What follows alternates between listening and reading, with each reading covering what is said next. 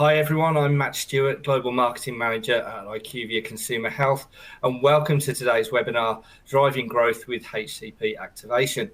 Today we'll be speaking with two IQVIA Consumer Health experts. That'll be Sue Johns, Senior Business Marketing Director for CSMS, and Todd Francis, General Manager, Sales Practice Lead at CSMS. And we are absolutely delighted to be joined by Curry Petrakis, National Sales Director of L'Oreal Dermatological Beauty. So let's dive in. And to start, by taking a look at the post-pandemic HCP promotional environment. And I'll be coming to Sue to talk about this, but really want to get you engaged with a quick live poll. So how does your HCP engagement model look today? We've given you three options here. As the model switched to remote-led engagements with very little face-to-face, as the model returned primarily to face-to-face engagement with an element of remote follow-up, or has the model evolved to be a true hybrid of face-to-face and remote engagements, depending on HCP need? Just select the answer on the slide here. I'll give you a few seconds to do that, and then we'll have a look at the results. And here we go. Okay, so model has switched to remote-led engagements with very little face-to-face, right down at 3.9%, and then relatively close together, I guess, this return primarily to face-to-face engagement with an element of remote, or a lot of people saying, the majority of the people that have answered, saying that we really are in an age of hybrid face-to-face and remote engagements. And Sue, I know we're going to talk about this environment soon. What do you think of those results? I think it's really interesting. I think some of it might reflect some of the countries of attendees that we have with us, because of course we know that there's significant variation, but it's really heartening to know that probably a lot of this is based on HCP need. And I think the responses to the last question is really a reflection on that. And that's something very much that will be the focus for today. Okay, cool. And Todd, Curry, any thoughts on this?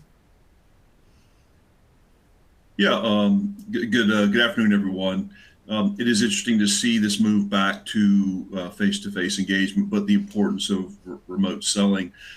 We also see, and specifically in North America, significant variability by specialty. So depending on the brands that your teams might be engaging, certain specialists, you'll see variability in that level of in-person engagement and the need for additional remote capabilities. So it's evolving very quickly, and it's good that we have some insights today from this from the participants that I think align with some of the information we'll share shortly.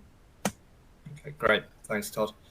Okay, and let's move on then to the next section of our webinar today. And Sue, I mean, we've just seen the results there, and there was a lot of talk about this enforced acceleration in remote and digital engagement during the pandemic. And obviously this was a trend had been seeing growing before the pandemic.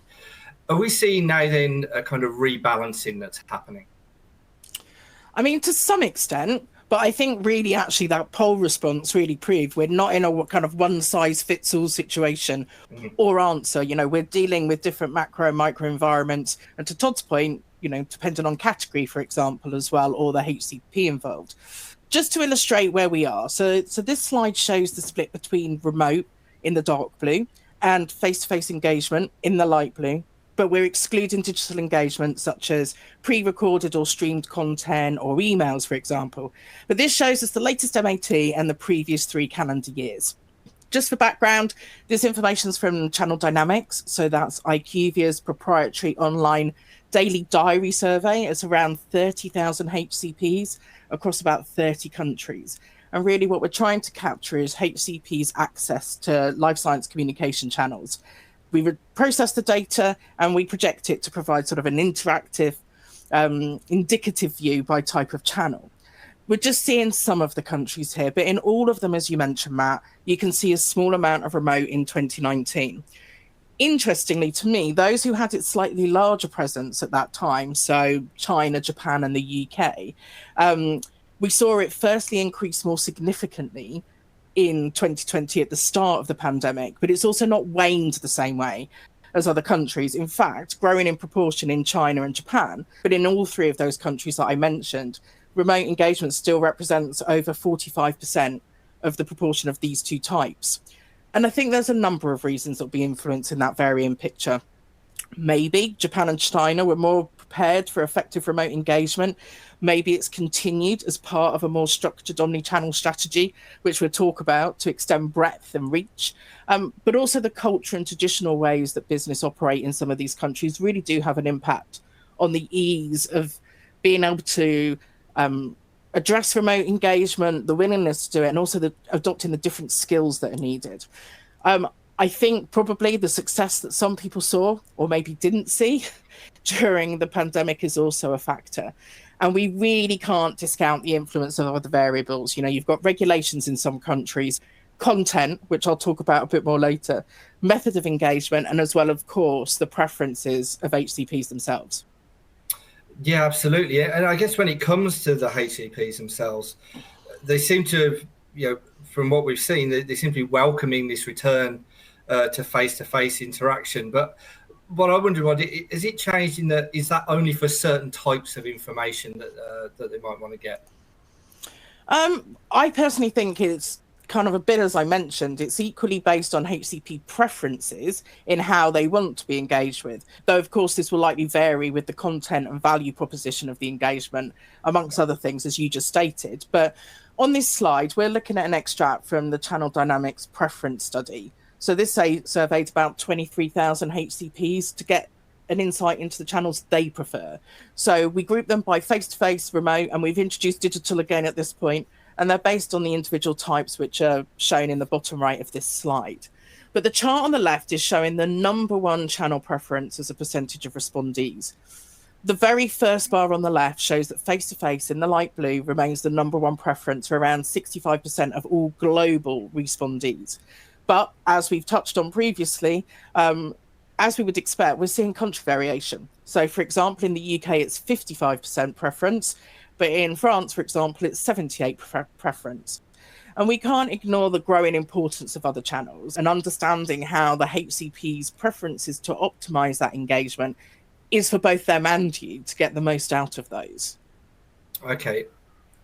And so when we look at then the impact the pandemic had, this kind of enforced acceleration into remote and digital engagement, has it birthed, if you will, a kind of true omni-channel age when it comes to HCP interaction? Well, I mean, look, we've all heard of and spoken about omni-channel. I think some definitions may vary a little, but slightly, you know, from my perspective, the key takeaway is it's not about doing the same thing across a number of different channels or in slightly different ways. This is about the channels being coordinated and interconnected as seamlessly as possible to provide that overall value-added engagement for the customers. And thinking about the preferences we have seen, I think it warms me and it heartens me that people realize that our people, the teams out there, are still front and center. You know, I think we're not trying to replace people. They've got an incredibly important role, but this need for sort of 24/7 access really does lend itself to some of the other channels that we have available. But as we know, not all HCPs or people for that matter are created equal. They are individuals with individual needs. An insight into that will drive the right strategy for them and a valuable engagement for you. So understanding these needs in terms of what information they seek at what level forms part of this, how it should be communicated via which channel and at what time, you know, things that we've heard before. But it may also vary between brands and even SKUs in some cases, depending on what categories we're looking at. But it's not really a case of determining if an HCP always only wants detailed brand information in that face-to-face detail call, but rather understanding when that's relevant, when they may choose to self-serve that information via a website or some kind of automated tool, or where they may prefer to, you know, be part of a broader peer group meeting. And that's just an example. It's not kind of they only shoehorn themselves into one type of engagement. Mm-hmm. And that's really where that connectivity is key. So there's visibility of that whole customer experience. So you can learn from it and understand how you use it in the future, but accepting with the knowledge that it's an iterative process as we learn more and as we gain more insights. Okay, and so then how can our audience then manage this shift? You know, what needs to be focused on and considered, what needs to be kind of deployed in this area? Well, I know Curry's going to be talking to this in more detail, and obviously has the on-the-ground experience with the work that she's been so successfully doing within L'Oreal. But on a general level, this does mean ensuring that, you know, the right skill sets and capabilities are available within your organization, or you have access to them through a third party, for example. Sounds really obvious, but it's quite surprising, actually. That's a piece that's not necessarily considered, thinking that people can move between channels quite easily. You know, so you need representatives that have those core skills to engage effectively, whether it's remotely, face-to-face, or alter their approach or communication based on specific HCP needs. And also then within the organization, there's collaboration between functions, you know, obviously sales and marketing, but others as well, to ensure that there is that view of the whole journey. And to enable that you have the right technology so that you have that connectivity to be able to plan effectively across channels, really optimize that engagement. And I guess very importantly, measure the return on investment so that you can course correct or iterate the process if particular channels just really don't drive the kind of return that you would expect.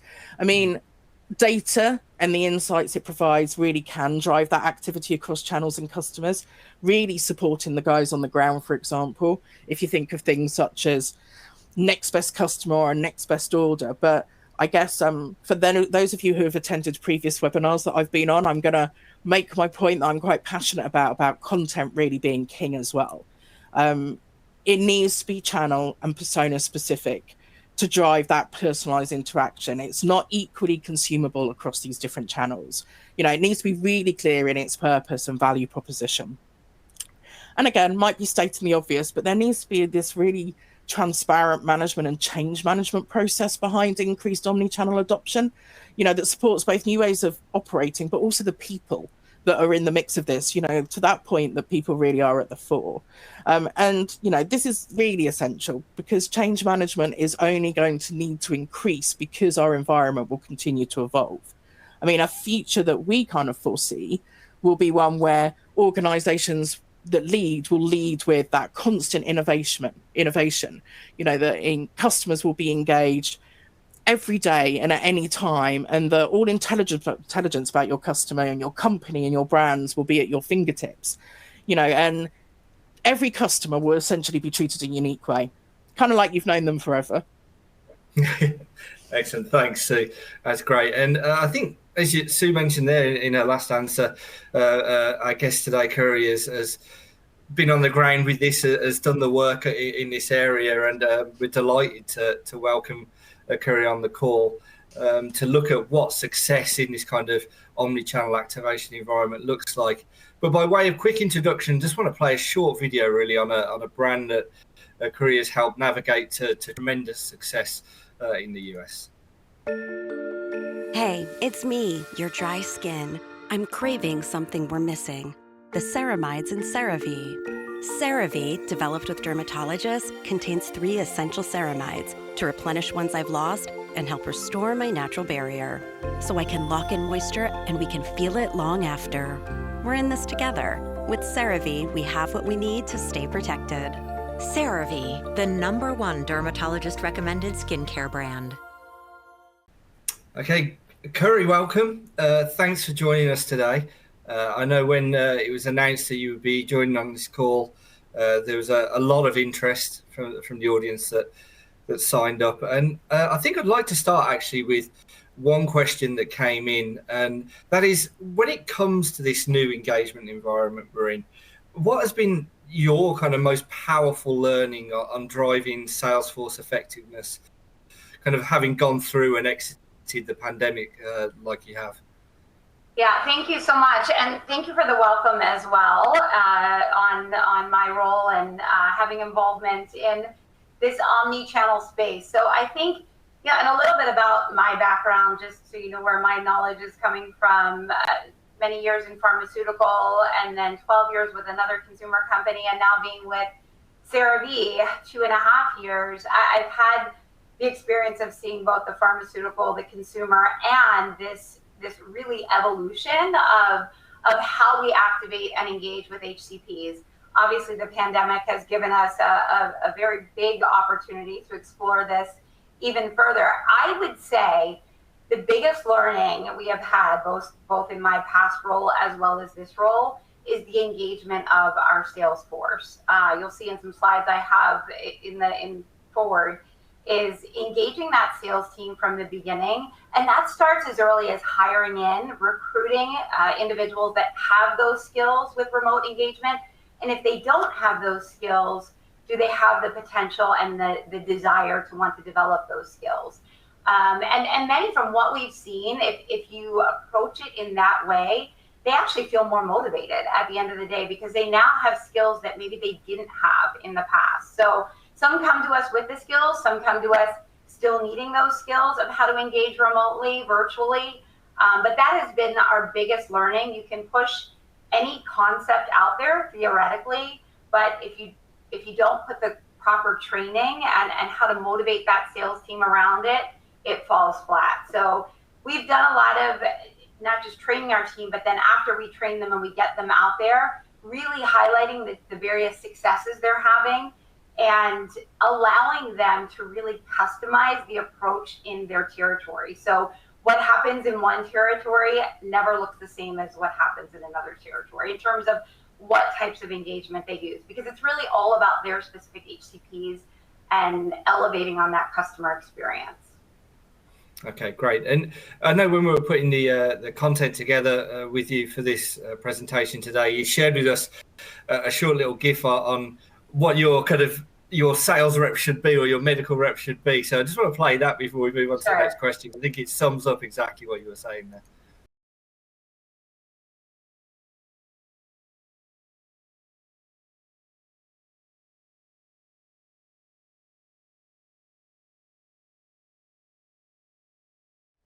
And so we have the super rep, I guess, and I guess what impact then does that have on relationships with HCPs? This super rep, what does he bring to that relationship? Yeah, it's really bringing more, right? Which is exactly what this slide says, and it's not so much about putting more on our representatives to do more and more, but it's more of what that HCP wants to customize that experience. So for example, science, right?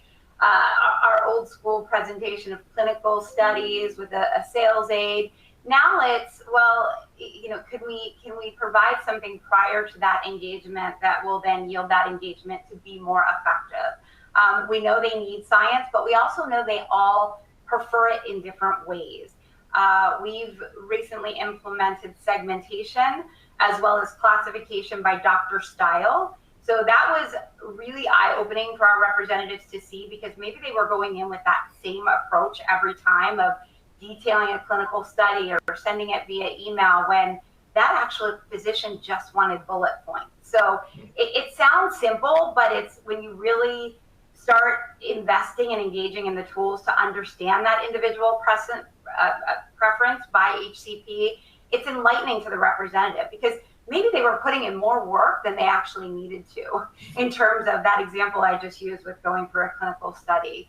The other thing, as I mentioned, personalization, understanding their style, their segment, how they want to receive it. One of the biggest learnings we had in my past role as well is even explaining to the physician up front, here's the various channels we can engage with you. What are your preferences? If we even think about it from a personal experience, right? I have two teenage boys.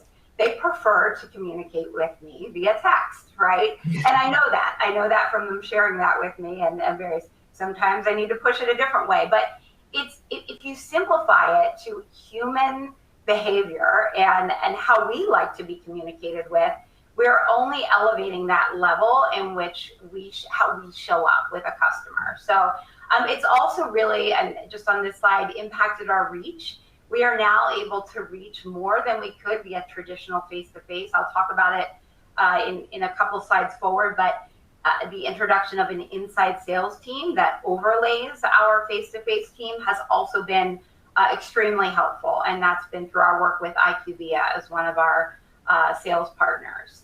So all of these things on these slides I could go into in depth, but those are just a couple of the highlights. And that video you saw, yeah, we used that actually at one of our recent sales meetings to empower the representative to feel like you are the super rep and you do have that power to decide with your customer what is going to be the right way of communication, as opposed to you have to engage with X amount of virtual or X amount of remote. We know that is never a way that a rep is going to be engaged, or it's very cookie cutter, right? So the more we've let up and allowed them to determine what works for their customers and their territories, that's where we have seen the most success. Okay, great. And so operationally then, the approach L'Oreal is taking to HCP engagement and activation, how do you define that within your kind of omni-channel approach? Yeah, I mean, I would say it's ever evolving, right? And it goes back to that old school, the right message with the right customer with the right frequency. But if we evolve that to today, it really is, and what you're looking at here is kind of a visual of all the various ways, and then really just an integrated approach to bringing the right message using the right communication channels and experiences at the right time to each HCP as they prefer in their personalized way. So again, it's getting down to a level that we never were with physicians in the past. I think the pandemic, we always try to look at the silver lining and things. And if anything, that kind of jump-started us into a place where we are today, which we were going to evolve to eventually at some point. But, having all those tools and resources that we had to dive into a little bit faster than we maybe anticipated has ultimately been a good thing. Some growing pains along the way, but ultimately a good thing. Okay, and while we've got you here, and we like to obviously make the most of having yourself here, could you go maybe a little bit deeper on the process? What are the kind of pillars that you're following in driving this kind of operational excellence? Yeah, absolutely. So 3 main pillars. Number 1 is really building that plan. And I mentioned this before, and again, I will say it again and again. It's all about energizing, bringing that sales team along. It's really a pull from them as opposed to a push. It's what's going to work for them. So it's team engagement, skill development. The evolution of our recruitment too, as I mentioned, has even to involve questions when we're engaging and we're interviewing with potential candidates on what their experience has been with virtual engagement.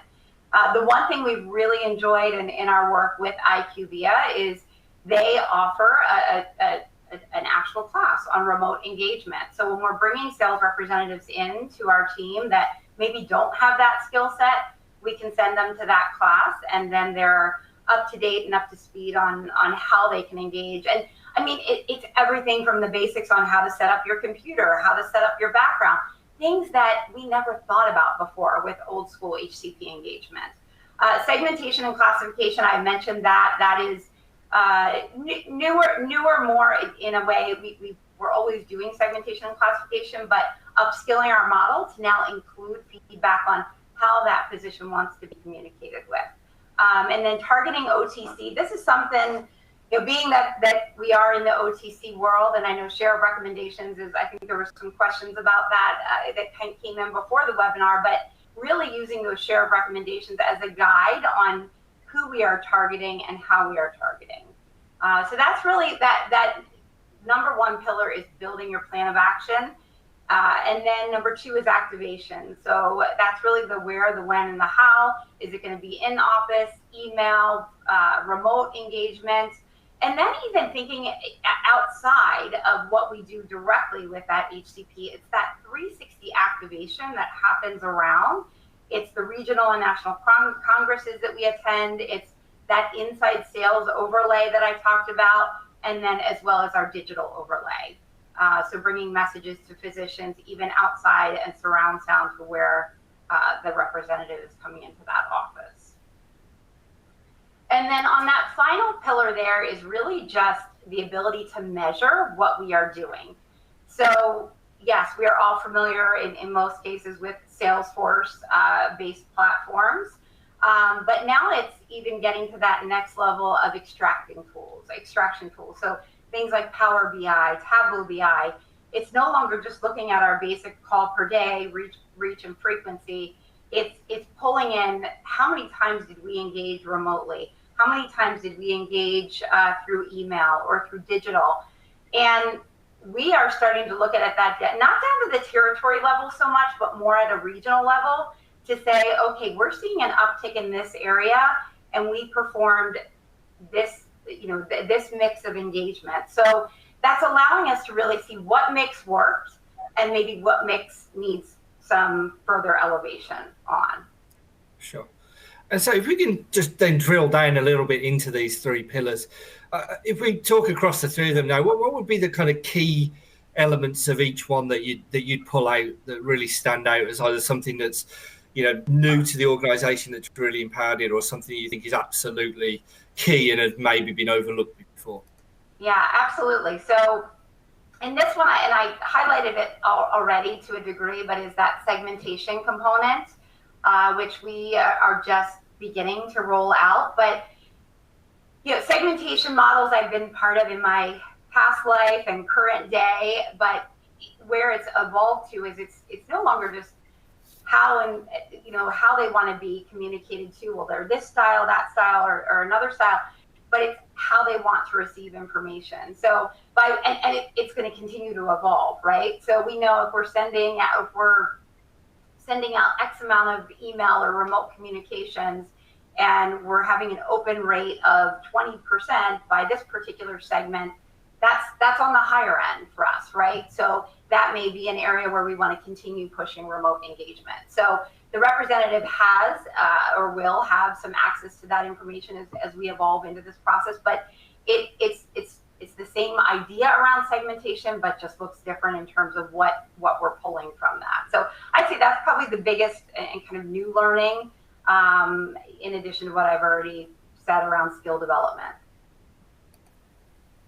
And then here is, again, a little bit more of what I mentioned already. It's that mix of what we're doing in office with physician, remote, digital, and then all of those kind of noise levels, if you will, around. The one thing I want to highlight here that I mentioned, but that has been really kind of a learning for us, is that inside sales component. So inside sales for the team, one of the particular teams that I work with through IQVIA has been really a key to our success in picking up white spaces where we do not have face-to-face. So, but a learning for us is that we needed to group that team together very early on. They were kind of spread throughout the country at one point, and bringing them together, allowing them to be the experts in remote engagement. We've really been able to leverage that team and the skills that team has built. They're by far our best remote engagers of our entire team. So we leverage them. We bring them in for various kind of smaller regional trainings and what have you, but they're able to really give insight on, hey, here's what's working.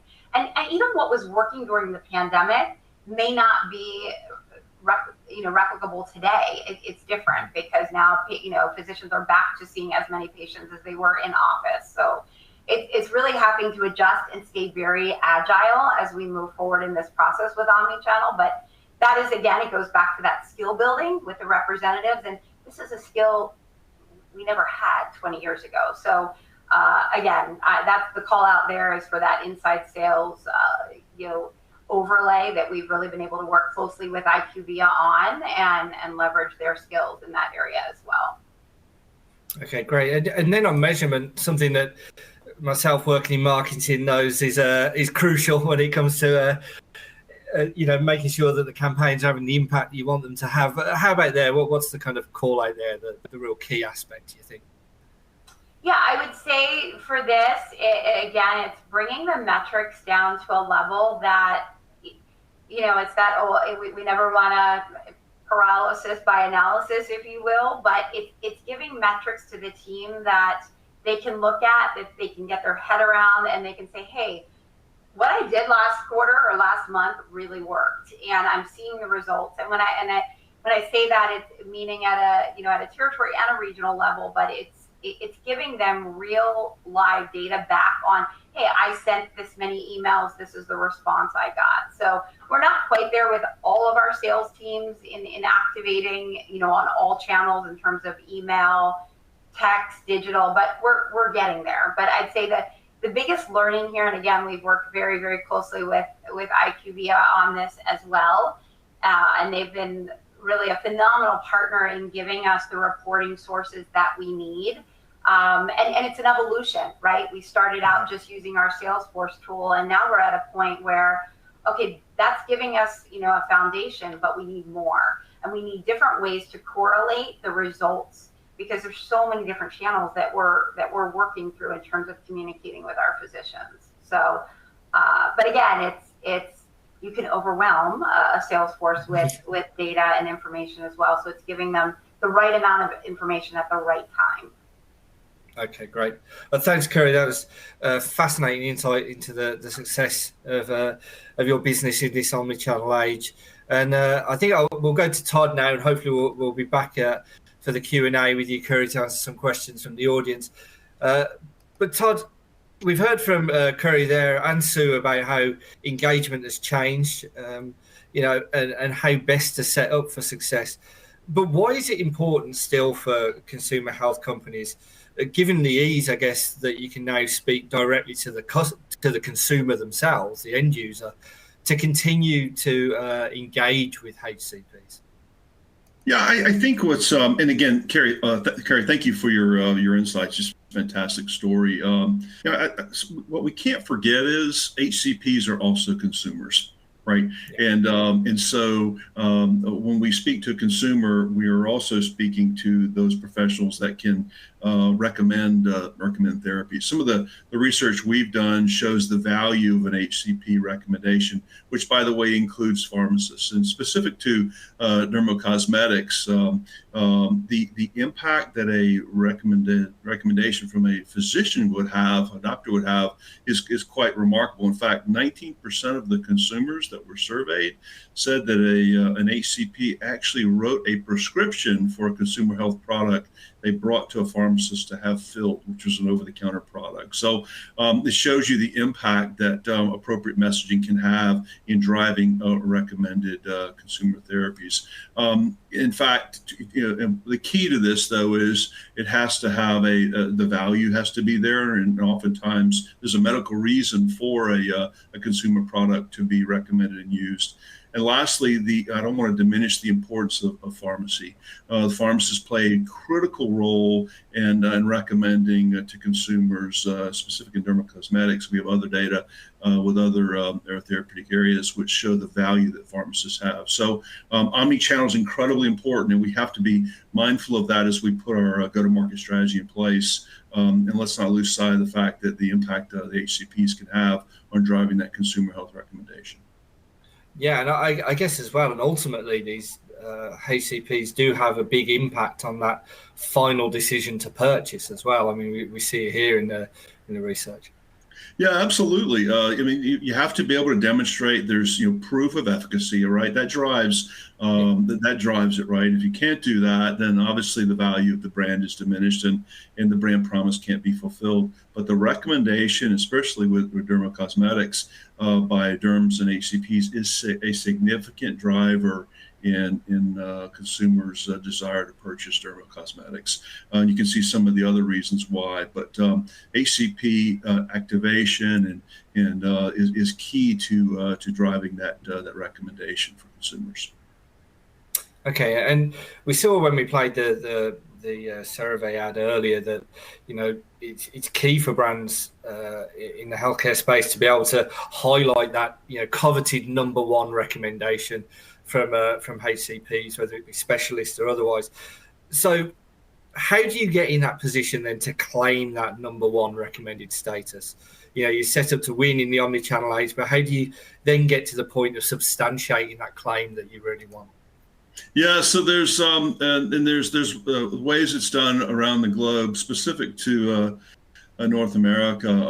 There's a Pro Voice instrument which we use, which most of our consumer health clients use to substantiate that claim of number one HCP recommendation. Again, there are other methods and other surveys used outside the U.S., but this is a significant claim that can be made, and the revenue impact is quite impressive. Okay, and so what then are the kind of key areas of focus when it comes to, improving that engagement and then moving that along to reaching that number one recommendation? What would be the steps to take along that path to get to where you want to be? Yeah, absolutely. And I think, and Curry said it well, it all begins with the people, right? If you have the people engaged and you have an organization aligned to a strategy that ensures a connected message across multiple channels, then the ability to impact those decision makers is that much greater. The content has to be customized. It has to ensure it's delivered in a way that meets the customer's needs and timing on their demands and the channels they prefer, and then being able to continue to iterate on that by using measurements and insights to continue to evolve that in a way that makes the story that much more impactful and makes our consumers and clients continue to want to learn more, hear more from us. It requires, there's one thing that we see with some of our clients that is oftentimes it's assumed but sometimes overlooked, and that's the importance of change management. When an organization makes a switch, they have to make sure that there's appropriate change management throughout the organization to embrace this different approach. Okay, and I guess on that, just to follow up a little bit on the change management aspect, what do you think is key to that? Is it, do you have to have that buy-in from the very top and then it comes down, or is it a more kind of holistic approach? How would you advise to drive that? Yeah, I think the buy-in from the top is absolutely essential. Full alignment, top to bottom, is critical, because once you have that, and you can continue to iterate and you see the impact, the buy-in is so much greater, and the impact to the end user, the consumer, is that much stronger. Okay, cool. And so before we take some questions from the audience, I know we've got plenty coming in. Todd, what would be kind of then your general takeaway from today? We've heard about the environment from Sue. We've heard that kind of on-the-ground experience and success from Curry. Does the omni-channel age, is this now calling for a new type of kind of sales rep, or a new skill set for these sales reps to take the opportunities that it offers? Absolutely. I think the data that you've seen demonstrates the value that HCPs have in interactions with sales professionals. The way they're interacted with may vary depending on region and specialty, but being able to have a team that can not only present in person but also have that capability to quickly pivot to remote selling is critical. Understanding their role as part of the overall omni-channel strategy is essential. It's got to be an integrated solution and not treated as a bolt-on, and I use that in kind of a harsh term, because if it's not integrated, it doesn't feel connected, and the customer will realize that. You have to have the continued ability to use technology, and HCP's ability to engage with that technology, which requires not only advancements in organizationally the technology you use, but how you train representatives to use that technology, and ultimately how you analyze and continue to iterate to make that customer experience even stronger, so they want to continue to come back and have a good experience. Okay, great. And just before we go, I just wanted to pick your brains a little bit, I guess, around the role, something that we play, I guess, as IQVIA in bringing in that third-party partnerships to kind of help grow and expand your sales force and your reps. How do you think that benefits customers? I mean, obviously, Curry has worked with us closely. We've had a lot of success with L'Oreal. How do you think that will benefit the industry as a whole going forward as we move into this more omni-channel age? The breadth of experience and depth of experience IQVIA has with multiple clients across different therapeutic areas and different client segments, all of that can be brought to bear with any of our client engagements. And our ability to take all this knowledge and understand at a very granular level how HCPs like to be interacted with, how consumers like to be interacted with, and what that connectivity looks like, I think differentiates us. We have been able to customize our solutions based on the brand promise and in the culture in which we're engaging. And so company cultures differ, and so we adapt based upon the cultural need and where the brand promise wants us to go. I think that makes us unique, and I think you saw that earlier with some of Curry's comments. Awesome, that's great. Thanks a lot, Todd. And that brings us nicely then into the Q&A section. We've had plenty of questions come in both before and during the webinar. And I just want to thank, before we go into the Q&A, Sue and Curry for their contributions to the webinar as well today. But first question, and this came in from the audience, and Curry, if I could address this to you, please. How do you motivate a sales force who do not want to engage in a multi-channel environment? They only want to maintain face-to-face, or they only want to do remote.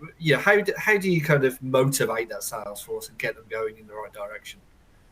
Yeah, it's a great question, and I don't know if there's a one answer that fits all sales teams, but it goes back to what I said earlier in terms of if they understand what's in it for them, I think that ultimately helps them with getting their head around it, right? We're salespeople, and we enjoy that face-to-face interaction. So the thought of sitting down and emailing or pushing some sort of online content may not seem appealing at first, but when they understand the efficiency and effectiveness, it may build into their day, and that also may help them engage with a customer that possibly they were not able to engage with in the past.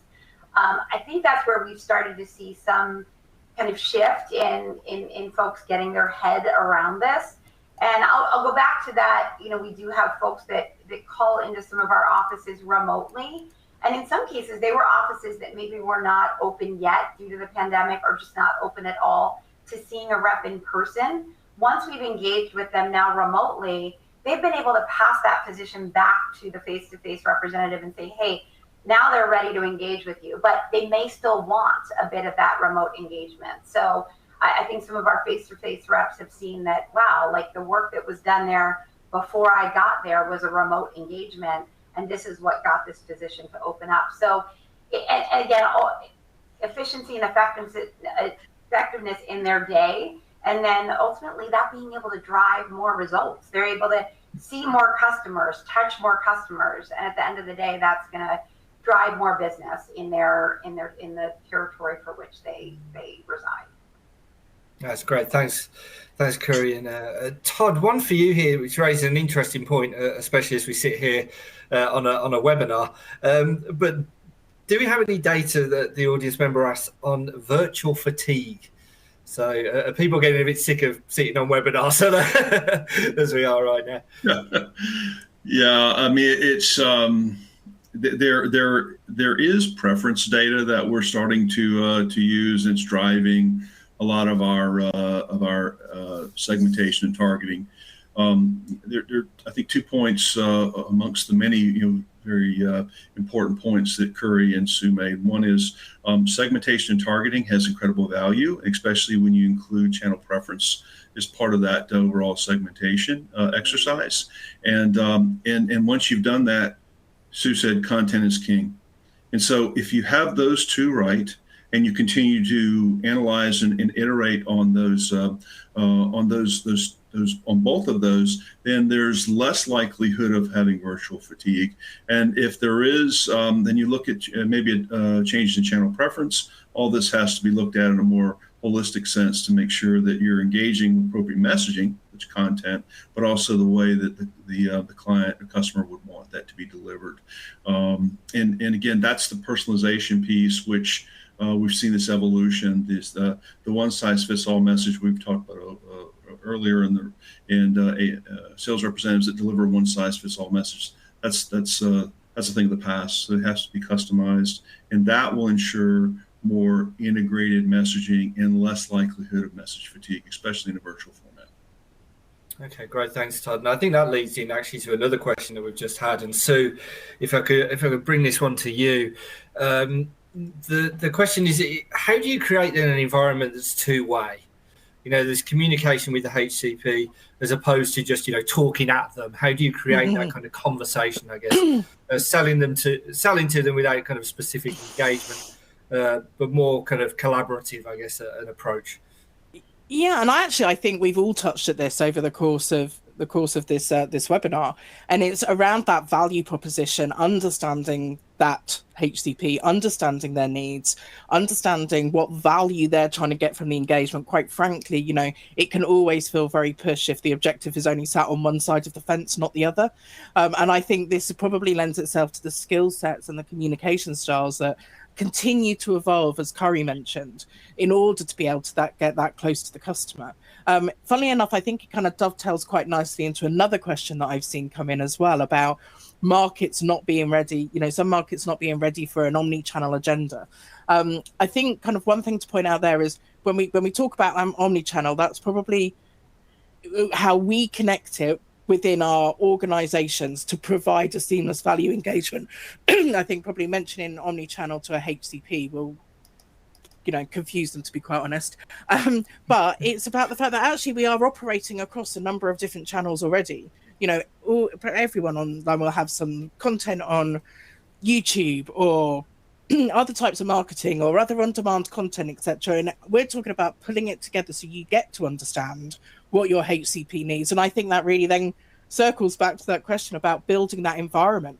We're not just pushing stuff, we're understanding how they prefer to consume information, the type of information, the access to information, when, and that's what pulls together. And then it does become a much more collaborative move forward, because ultimately both sides have the same objective, which is to improve consumer healthcare and consumer decision making and consumer uptake. So, I think that's really where I would put it.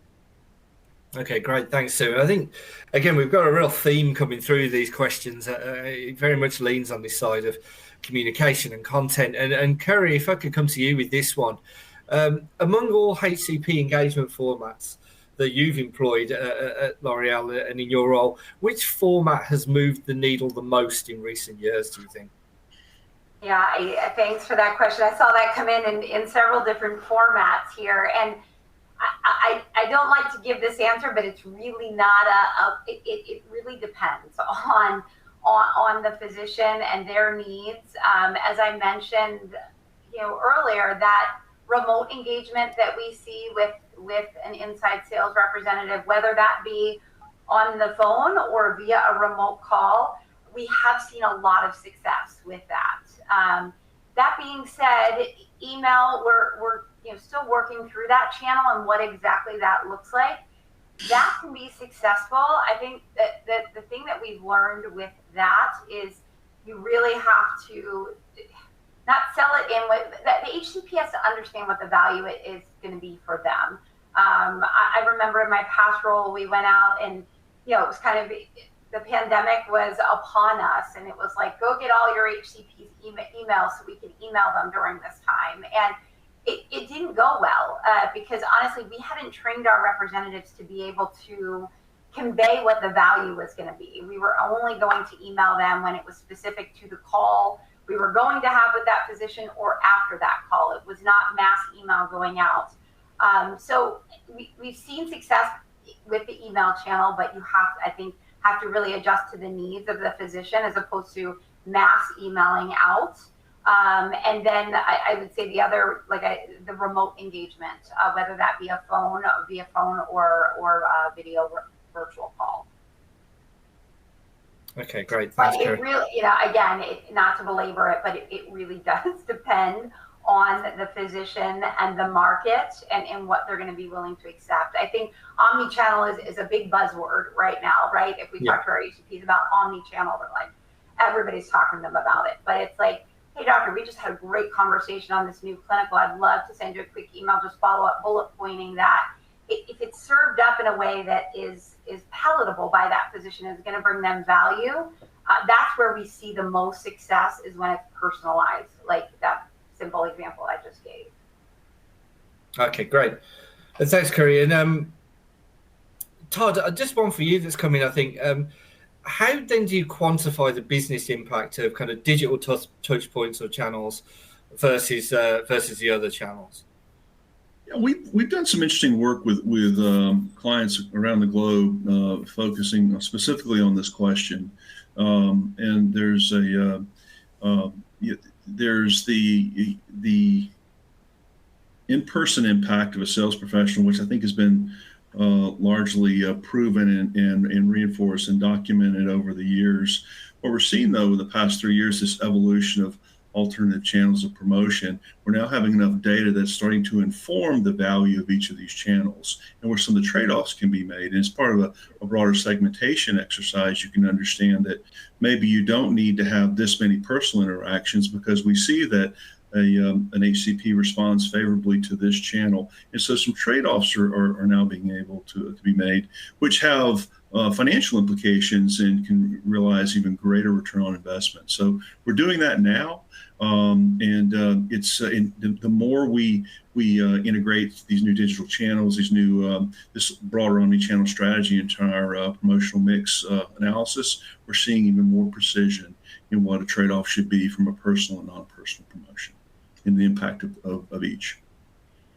So we're doing it today, and so we're able to do that really in most countries.